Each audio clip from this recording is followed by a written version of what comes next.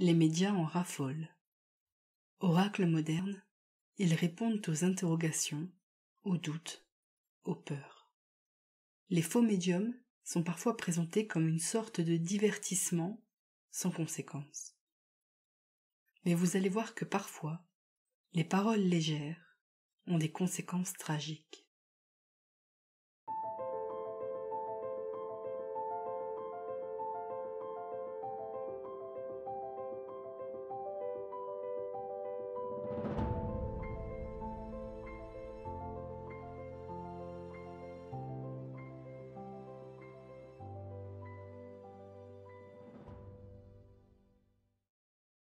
Devant les caméras, le visage d'une femme apparaît. Son regard est fixe. Pas la moindre trace d'émotion ne filtre. Si cette femme est aujourd'hui devant une caméra, c'est pour une raison peu banale. Elle peut communiquer avec les morts. Nous sommes en 2004 et la scène se passe dans l'émission américaine The Montel Williams Show. La femme au visage sans expression, c'est Sylvia Browne. Les caméras de l'émission s'activent et sur l'écran, c'est un ballet de visages souriants. Le public rit aux boutades de Montel, le présentateur bien-aimé. Mais soudain, les caméras se braquent sur un autre visage qui, lui, ne rit pas. Ce visage, c'est celui de la peine et de l'anxiété. Et il appartient à une femme qui est venue dans cette émission pour parler avec Sylvia Browne, la médium. Les sourires disparaissent peu à peu. Un silence un peu lourd s'abat sur le plateau. Il faut dire que l'histoire que raconte cette femme au visage triste ne donne plus vraiment envie de rire. Car cette femme, c'est Louana Miller. Elle est la mère d'Amanda Berry, cette jeune fille disparue depuis 1 an. Les minutes passent, et bientôt la question que cette mère brûle de poser à la médium tombe enfin. Pensez-vous que je reverrai ma fille ? On peut entendre une mouche voler. Tout le monde est suspendu aux lèvres de la médium. Et sa réponse est rude et sans appel. Oui, au paradis, de l'autre côté. Elle n'est plus vivante, chérie. Le visage de la médium est toujours aussi fermé. Son regard est fixe, sa voix glaçante. Le verdict est tombé, et comme une lame tranchante, il a coupé net tous les espoirs de cette mère. La médium n'a émis aucune hésitation, aucun doute. Elle vient d'affirmer, devant des millions de téléspectateurs et devant cette mère, que sa fille, Amanda Berry, est morte. 2 ans après son passage dans l'émission, en 2006, Louana Miller décède sans savoir si la médium a vu juste. Mais à quelques minutes de mourir, ce que cette femme ignore, c'est que sa fille, elle, est bien vivante.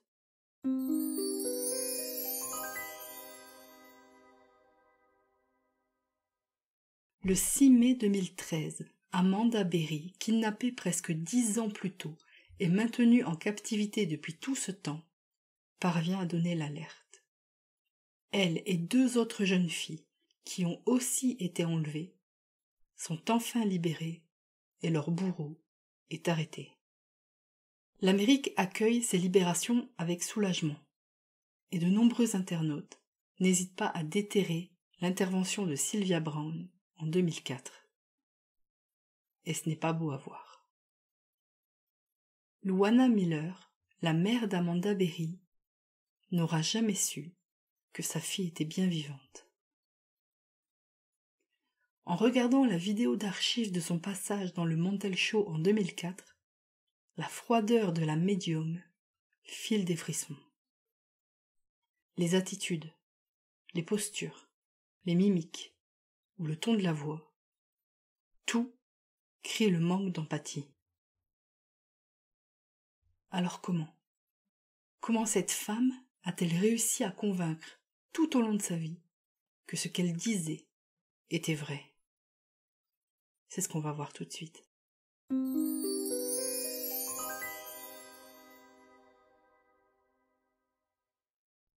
Alors malheureusement, Sylvia Browne n'est pas un cas unique. Partout dans le monde, on ne compte plus le nombre de personnes qui s'autoproclament médiums. Alors moi, comme des millions de personnes à travers le monde, j'adore les histoires de fantômes. Je suis auteur et je suis fascinée par l'idée que le paranormal puisse exister. Mais on va dire les choses comme elles sont. Je sais aussi que beaucoup d'escrocs surfent sur nos espoirs et nos croyances pour nous entuber. Alors pour éviter ça, je vous propose tout de suite de voir 3 techniques qui sont les plus utilisées par les faux médiums pour nous berner. Si vous voulez en apprendre plus sur les techniques couramment employées par ces faussaires, n'oubliez pas de télécharger le premier numéro du magazine gratuit La Petite Histoire sur mon site internet coralineozenblas.com. Je vous mets le lien dans la description. Ce numéro est consacré aux techniques manipulatoires dans l'histoire du spiritisme et je suis sûre qu'il pourra vous aider à en apprendre plus. Parenthèse refermée, voyons à quoi ressemblent ces 3 fameuses techniques utilisées par les faux médiums. La première technique est probablement la plus connue aujourd'hui. C'est le cold reading. Le cold reading consiste à observer finement toutes les attitudes, les postures corporelles et les mimiques du visage de son interlocuteur pour en tirer des informations. Lorsque nous parlons avec quelqu'un, nous laissons filer malgré nous plusieurs informations non verbales. Un léger sourire en coin, un sourcil levé, un rictus. Nous réagissons corporellement aux informations qui nous sont envoyées. Dans les communications de la vie quotidienne, la plupart de ces réactions non verbales ne sont pas analysées. Mais les médiums ont compris que toutes nos réactions corporelles apportent de l'information. On va prendre un exemple. Un médium vous affirme que votre grand-mère est morte récemment et qu'elle vous regarde de là-haut. Mais vous savez que celle-ci est bien vivante et qu'elle vous regarde, certes, mais avec ses yeux bien vivants eux aussi, lorsque vous allez lui rendre visite. Alors il y a fort à parier que devant cette invention éhontée, vous avez levé un sourcil d'interrogation, même une fraction de seconde. Vous avez en fait montré votre doute. Mais grâce au cold reading, le faux médium sautera sur cette réponse non verbale pour comprendre qu'il s'est vautré et qu'il doit d'urgence corriger le tir. La deuxième technique est parfois un peu moins connue, mais tout aussi redoutable. C'est ce qu'on appelle le hot reading. Elle consiste à aller chercher un maximum d'informations sur une personne pour ensuite faire passer ces informations pour des connaissances extralucides. Alors, avec l'émergence d'Internet et des réseaux sociaux, autant dire que cette technique a explosé. La moindre information sur vous et ou sur la personne décédée sera collectée et il sera alors facile de faire croire, lors du rendez-vous, que les informations proviennent de l'au-delà, alors qu'elles viennent, la plupart du temps, de Facebook. Il suffira alors de balancer quelques banalités, de faire de l'association d'idées, pour que ça ressemble vaguement à une communication extrasensorielle. La troisième technique est souvent la plus oubliée, mais elle est pourtant d'une facilité redoutable.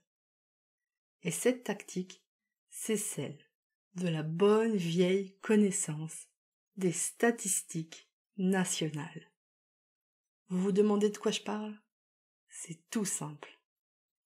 Chaque année, de nombreux pays publient des données sur les causes de mortalité dans la population générale selon certaines variables comme l'âge, le sexe, la classe socio-économique, etc.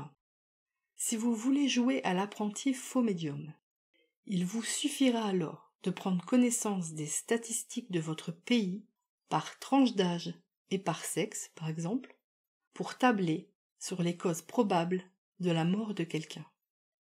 En fait, c'est ce que font beaucoup de faux médiums dans les séances de groupe. Ils prennent une photo sur une table et ils l'observent. Vous pensez que ce moment d'observation correspond au moment où ils se connectent, avec toutes les guillemets possibles, à l'esprit de la personne décédée. Non, pas du tout. En fait, cette observation, plus ou moins longue, n'a qu'un seul but, se rendre compte du sexe et de la tranche d'âge de la personne. Et quoi faire de ces informations? C'est simple, on va lancer les paris. Si la photo montre un homme assez jeune, l'option mort traumatique tombe à peu près 9 fois sur 10. Et ce n'est pas un hasard. Parce que les statistiques de nombreux pays occidentaux montrent que les premières causes de mortalité des hommes jeunes sont le suicide et les accidents de la route. Et on peut s'accorder à dire que le suicide et les accidents de la route sont tous les deux des morts traumatiques. Donc faire passer un terme super vague comme mort traumatique, comme une prédiction ou comme une preuve de communication avec l'au-delà, a en fait un double effet qui se coule. 1. Jouer avec les statistiques, et 2. Garder toujours un énoncé vague pour se ménager des portes de sortie. Donc, pour le dire autrement, les communications des faux médiums ne sont que des paris sur la base de statistiques. Pour en revenir à notre chère Sylvia Browne, vous comprenez maintenant comment elle paraît si sûre d'elle quand elle balance à cette mère que sa fille est morte? Elle a utilisé au moins une des techniques que je viens de vous présenter. Et c'est la 3e technique. Quand Sylvia Browne apprend que Luana Miller cherche sa fille disparue, elle n'a qu'à se souvenir des statistiques nationales américaines. Et que disent ces statistiques? Que dans la majorité des cas de disparition, plus le temps passe, plus la probabilité de retrouver la personne vivante chute. Vous voyez la technique? La réponse de Sylvia Browne n'est qu'un pari basé sur des statistiques. Les faux médiums jouent donc à pile ou face. Et c'est ce qu'a fait Sylvia Browne à ce moment-là face à Luana Miller. Et tant pis si ses paroles pouvaient avoir des conséquences tragiques.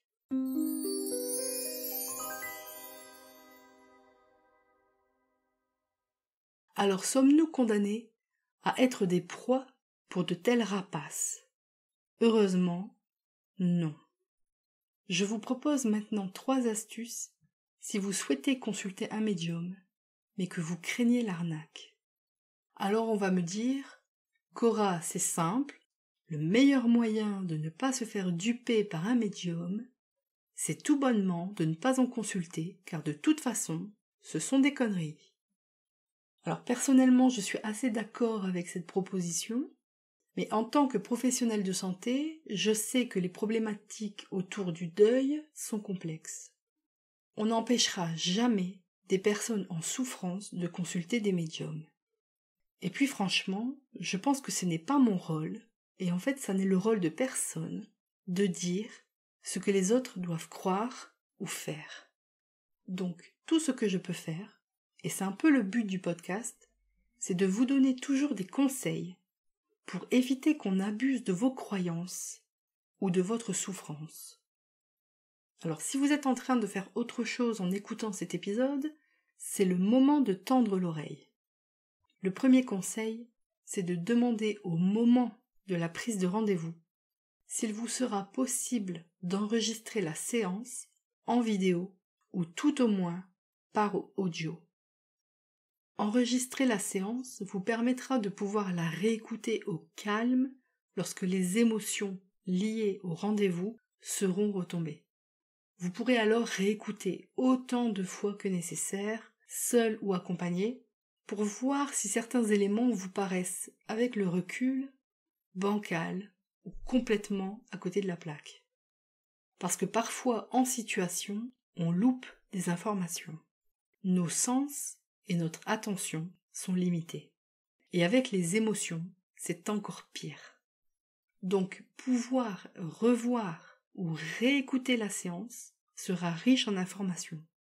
Vous pourrez par exemple vous rendre compte que sur le coup, vous n'avez pas entendu une remarque ou que finalement, c'est vous qui avez fourni, malgré vous, beaucoup d'informations au médium.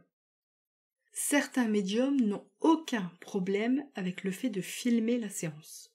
Certains d'ailleurs le proposent d'office et vous envoient la vidéo après la séance. Donc, si vous tombez sur un refus catégorique, continuez vos recherches pour trouver un autre médium. Alors, le deuxième conseil, si c'est possible, être accompagné. Essayez d'aller au rendez-vous avec une personne de confiance, et de préférence qui est un peu plus extérieure à la situation que vous.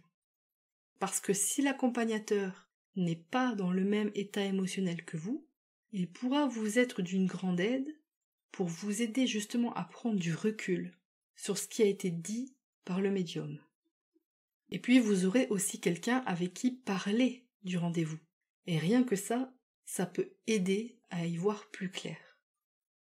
Enfin, le troisième conseil, si vous consultez un médium, c'est peut-être le plus important, faites-vous confiance. Alors je sais, l'appel à la confiance, c'est aujourd'hui une véritable tarte à la crème. Tout le monde vous dit faites-vous confiance, faites-vous confiance, faites-vous confiance. C'est pas si évident, on le sait. Mais là, ce que je veux dire, c'est que si vous vous sentez mal à l'aise par l'attitude ou les paroles du médium, n'hésitez pas à écourter la séance. Écoutez-vous et rappelez-vous surtout que c'est vous qui consultez et que c'est vous qui êtes maître de votre temps. Si on essaie de forcer un narratif que vous savez faux, si on vous accuse de ne pas être assez réceptif ou je ne sais quoi, levez-vous, payez, saluez et partez. En fait, se faire confiance dans ce genre de situation, c'est ne pas se laisser entraîner dans ce que le faux médium essaie de vous faire croire. Parce que c'est là que commence la manipulation, et c'est dès les premiers signes qu'il faut agir. Donc, on récapitule. Les 3 techniques utilisées couramment par les faux médiums sont le cold reading, le hot reading et le recours aux statistiques. Et pour y faire face, 3 astuces faciles à mettre en place pour éviter bien des déconvenues. La première, demandez à filmer ou au moins à enregistrer par audio la séance. Deuxièmement, être accompagné le jour du rendez-vous, de préférence, si c'est possible, par quelqu'un de neutre ou en tout cas moins touché émotionnellement que vous. Et troisièmement, se faire confiance. Écoutez ses sensations internes et ne jamais hésiter à abréger une séance si on ressent un malaise face aux attitudes ou aux paroles d'un médium.